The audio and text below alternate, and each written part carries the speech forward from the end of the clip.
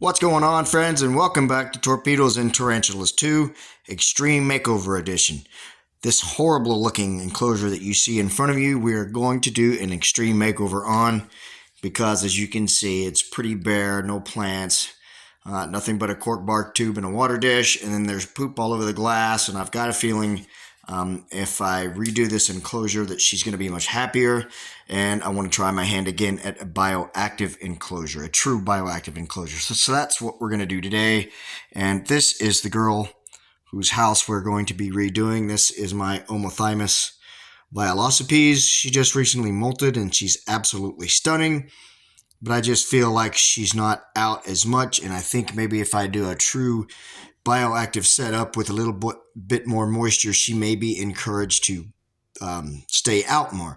So I actually got lucky because while I was preparing everything, she was in her cork bark there, so I was planning out how I was going to she has a tunnel that runs from there underneath her cork bark, so I was going to take that paper towel and run it underneath a tunnel under the bottom of the cork bark. That way she couldn't get out of the cork bark, and then I could take the cork bark out and then in turn get her out. But as luck would have it, she actually came out to get a drink while I was preparing everything, and I was able to block all of her escape routes. So we ought to just be able to cup her and get her out of there. I expect a little bit of defensiveness, but she's already starting to panic, but I think it ought to go pretty well.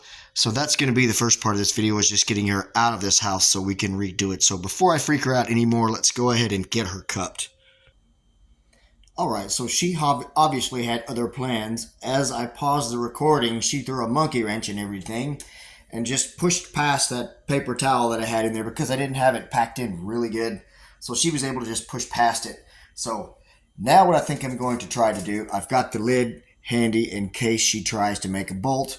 I'm going to take these very long tongs and this piece of paper towel. I'm going to try to go in this corner and flush her out into the open. Let me block that first. Alright, so now both ends of the cork bark are blocked. This paper towel here is stuffed down in there good and tight. So let's see if we can now flush her out into the open. And like I said, I anticipate some defensiveness, but let's hope it's not too bad. So let's get in the position here where I can do this.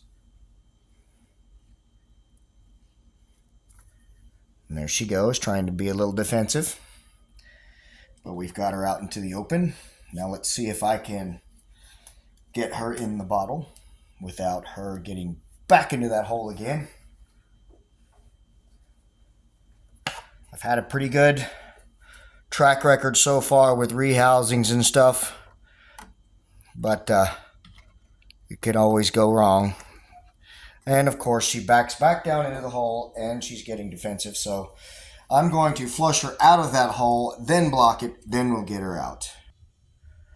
Alright, so I'm not sure if this is actually going to be any easier than getting her out in the open in the enclosure and cupping her, but she did get defensive with me and I was able to flush her out of that tunnel and she came up on the side of the cork bark.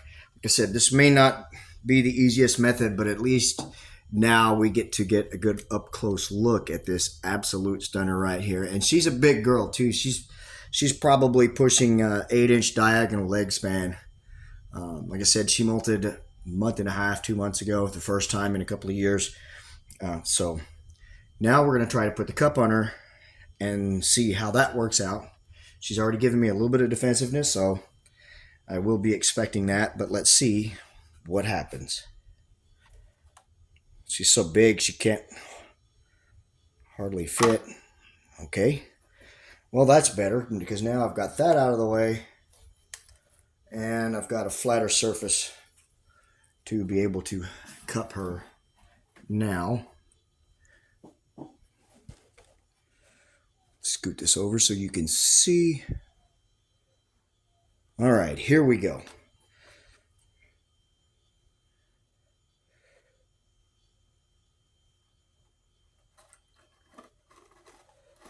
There she goes. Right up in there, nice and easy. And if she'll stop for just a second, I can give you a comparison. If I can, hold on, let me zoom out. Sorry about that, guys. More focused on the animal, and oh nope, she wants to come back out. I didn't plan that part out very well because I didn't have anything to block the bottom of the cup, so hold on guys, technical difficulties. Okay, sorry about that guys. That's what I get for not planning accordingly and trying to show her to you once I got her in the bottle. I should have went ahead and blocked off the bottom of the catch cup like so.